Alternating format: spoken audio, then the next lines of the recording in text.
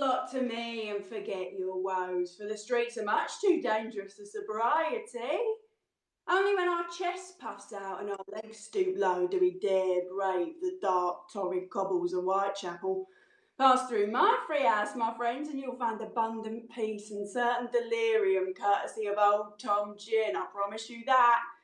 My palace gaslights twinkle, enticing you in from the darkness, removing you from the bloody streets where entrails once lay and screams echo nightly. Oh, Nancy'll see you right this day, and right they are. The warmth of my fire and the merriment of my gin wink at you with promises of safety and pleasure. A perfect recipe to still your beating fearful heart. Aha! But let it not be still like poor Mary Ann's, for many a heart has stopped beating since that dreadful night. Speculation is rife, and men are threatened by this grotesque power, much darker and greater than they. A doctor, a baker, a candlestick maker, come now. How could men such as they slay our vulnerable creatures of the night? A noiseless man of Hebrew appearance, perhaps, donned in an apron to fashion an animal skin for pleasure and pay?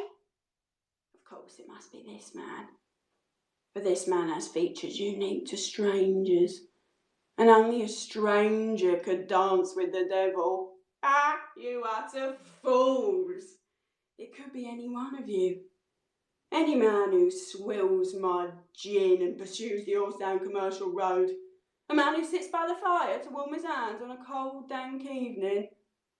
A man who sings along with the music hall crowd and whose appearance has graced my many illuminating mirrors. A man you rub shoulders with and play bagatelle. A man we know so very, very well. Or perhaps it's you, dear sir, my most regular visitor, coming daily to drink away the harsh reality of a wife walking the blackest of streets, hawking her wares to all. Or you, dear sir, more infrequently you call, but always trading the same drink at my bar.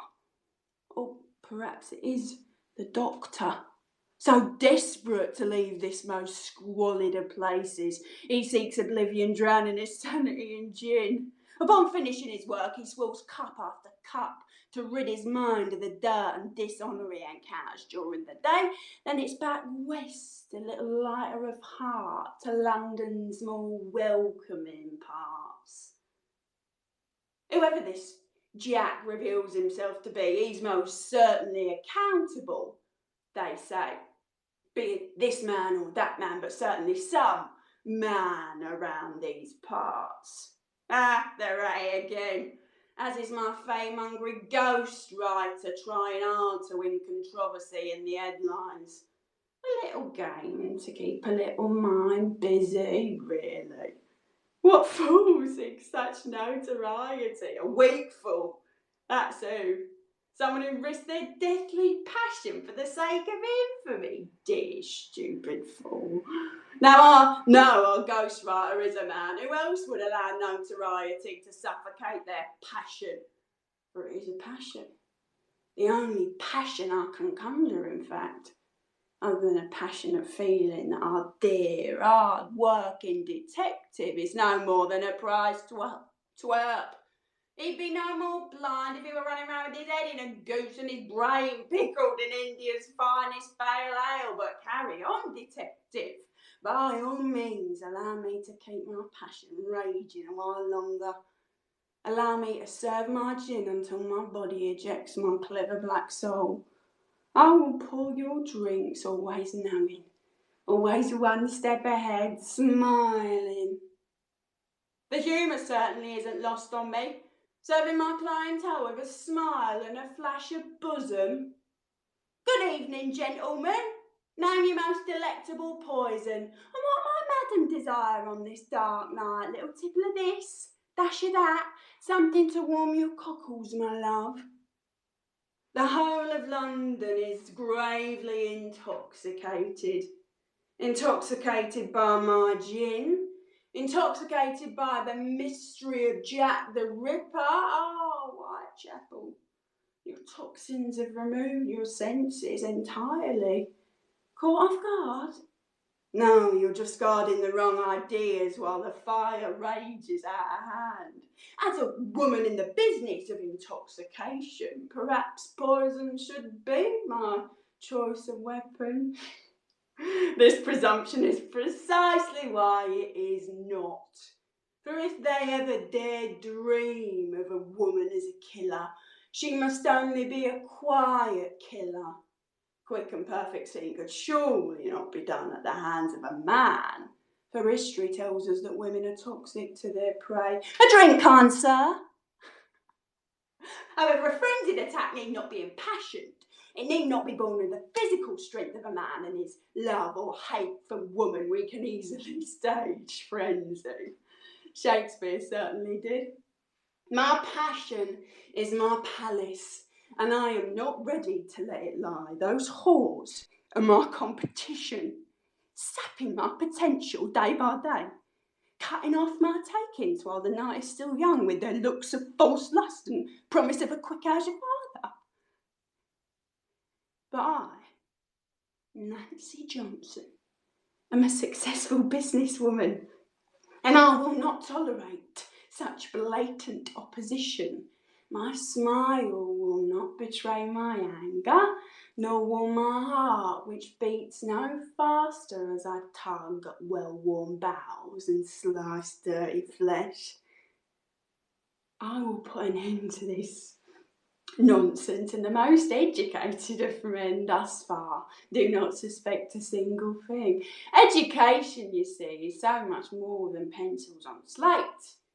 The finest education can be sought through keeping your eyes open and never expecting the expected, for I do not expect to survive without my wit and my fight, which is precisely why I won't let them take it from me.